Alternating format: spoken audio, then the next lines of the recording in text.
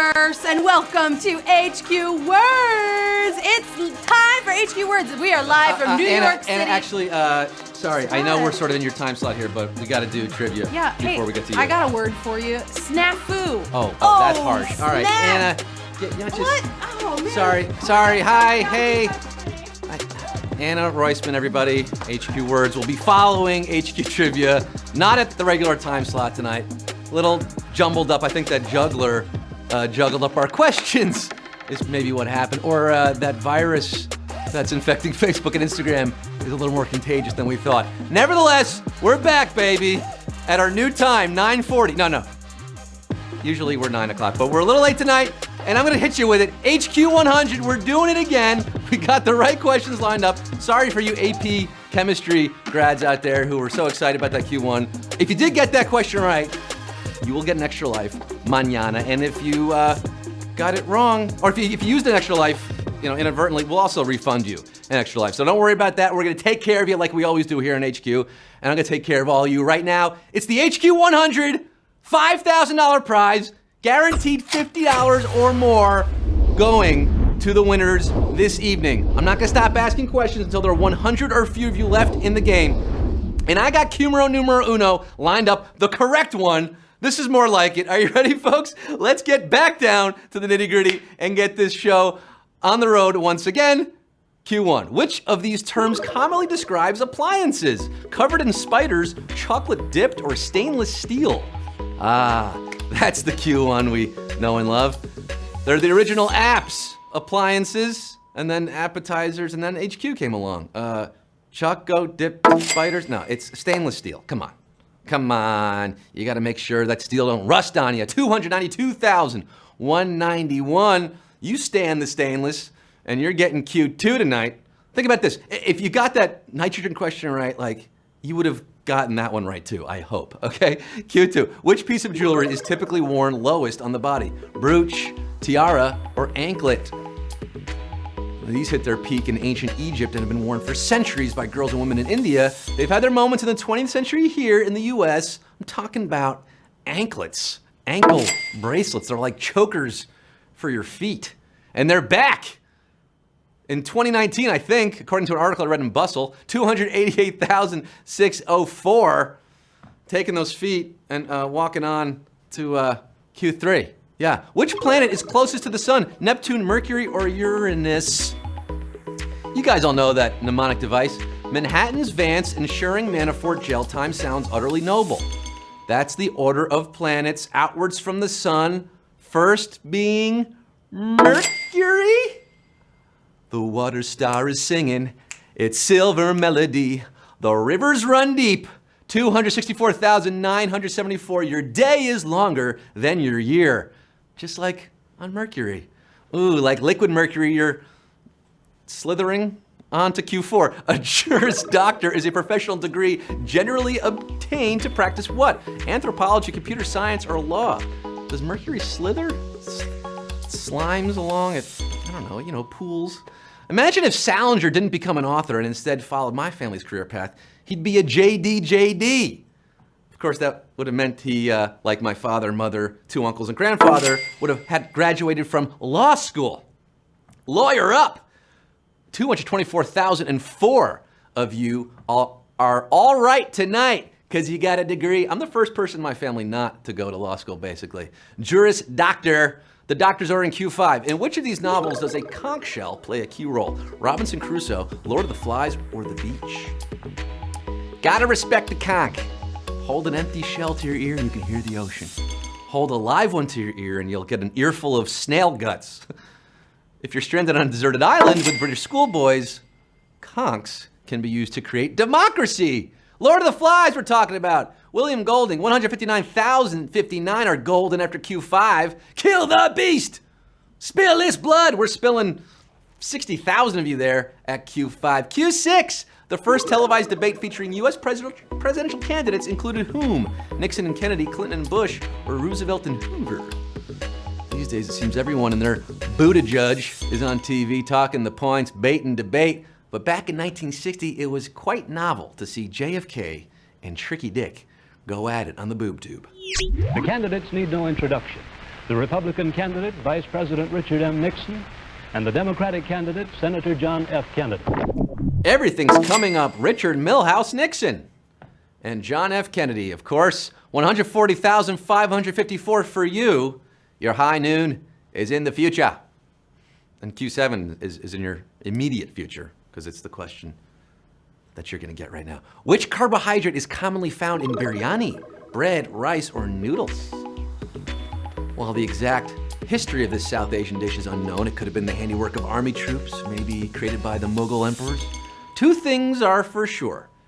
It's got a lot of rice, baby. And it tastes very nice, baby. I love a good lamb biryani. 106,898. Putting that raita on Q7. Little mango chutney.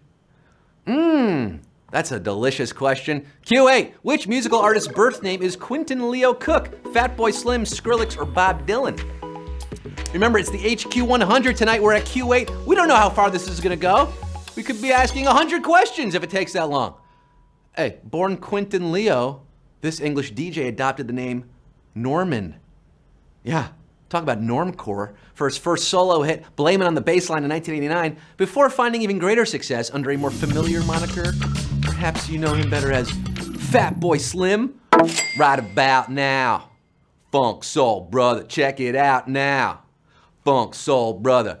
I have to celebrate 61,410 of you. I have to praise you like I should. I have to praise you. Q9. Which of these tech founders has a verified Twitter account? Mark Zuckerberg, Steve Wozniak, or Sergey Brin? My favorite part of that song. These guys aren't pulling an Elon Musk and tweeting out their every stone thought, freaking out shareholders. No, Zuck tweeted precisely 11 times upon signing up in 2009 and then once more in 2012 about net neutrality. Brin doesn't tweet at all, but Steve Wozniak, the Woz, gets busy. Apple co-founder, he's constantly sharing his location on there. It's a little weird. Ooh, we have our first legitimate savage question of the evening. I believe we do. Truly, madly, deeply entering the savage garden at Q9. We're down to 22,161. We're still a ways away from 100 or fewer, which is where we need to go tonight. Q10. Which of these states contains the capital with the highest altitude? New Mexico, Colorado, or North Carolina? There's a swinging town I know called Capital City. Look, it's Tony Bennett. Hey, good to see you. The capital city with the highest altitude is Santa Fe, over 7,000 feet. And that Santa only visits the children of New Mexico, of course. Capital City, my home sweet. Yeah! 13,336. Getting this brutal question here. We did lose 20,000 of you there. Not quite savage on the savageometer. Savageomer? Q11. According to the lyrics, what does Sia do to prepare for her night out in Cheap Thrills? Pick out a dress, find a date, or paint her nails. I love Cheap Thrills. Sia ain't got no cash. She don't need it to have fun tonight. But she still got to get a mani in of her own making, of course.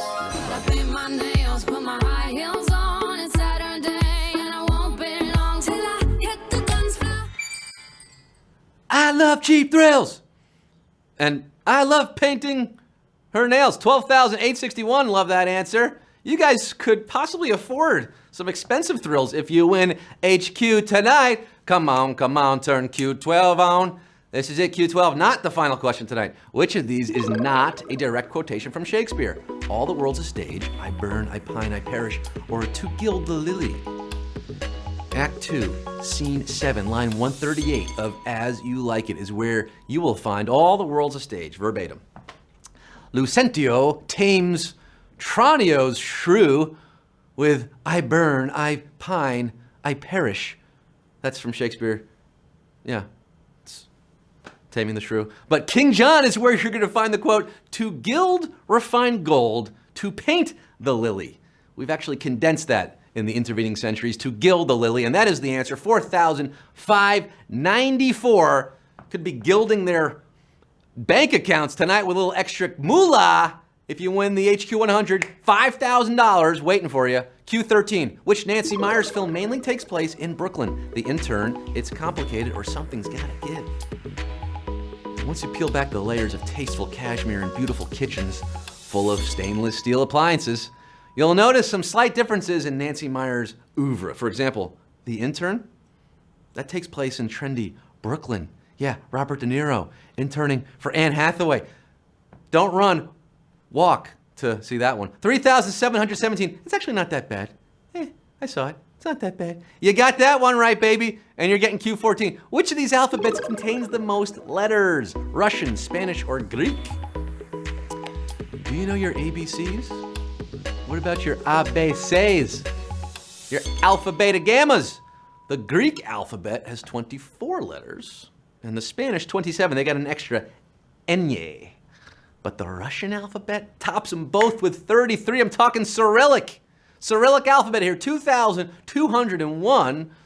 No collusion, no collusion. 775, it's all Greek to you, I guess. Ugh. You're getting Q15 right now. 15 for the 2,000 plus in this game. Which of these living U.S. vice presidents is the youngest? Dan Quayle, Al Gore, or Joe Biden? It's a good thing for Dan Quayle that he wasn't Veep during the age of social media. Hashtag potato might have overtaken Kafifi. DQ was born in February 47. Joltin' Joe Biden, he's a bona fide war baby, born in 42. But the inconvenient truth about this question is that Al Gore is the youngest, born March 48. And we got 1,688 of you still standing. I'm still standing. You're standing at Q16 tonight, the HQ 100. There's a chance on a super savage question. We could find it right here.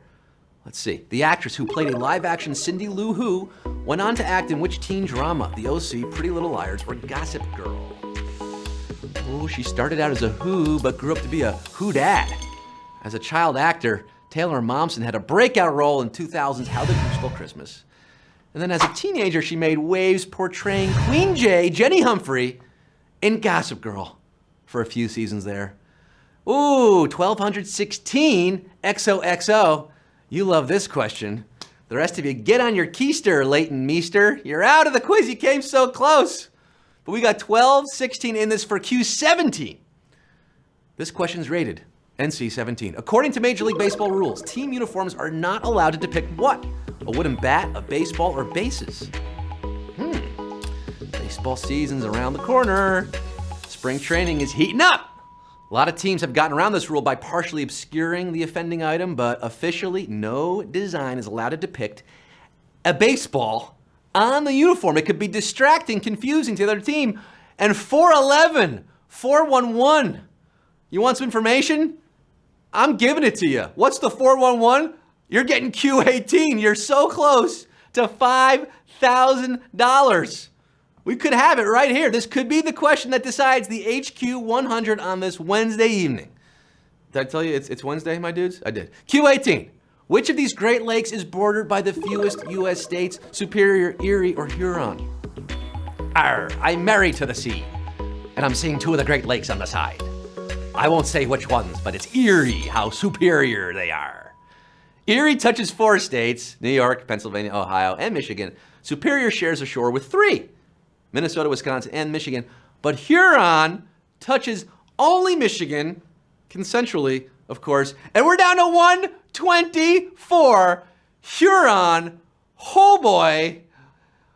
Ooh, we got some superior HQties in this game tonight. They've gotten through 18 questions. Lake H. Huron. We're in this right now at Q19. Methinks we're gonna find the HQ 100 with this question. Hey 19, hey.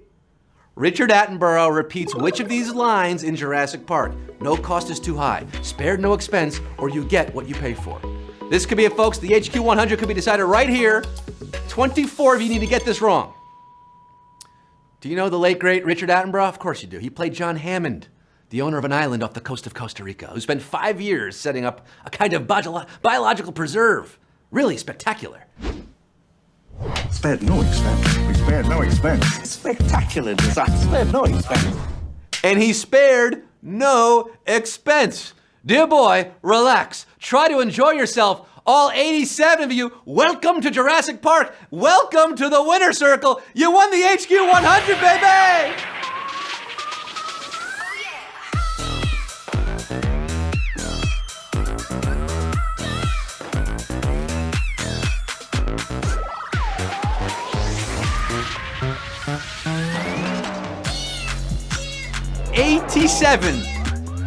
$87 winners tonight, splitting $5,000. That's $57.47. A nice odd number, giving you a nice odd piece of change there. Some of you got $57.48.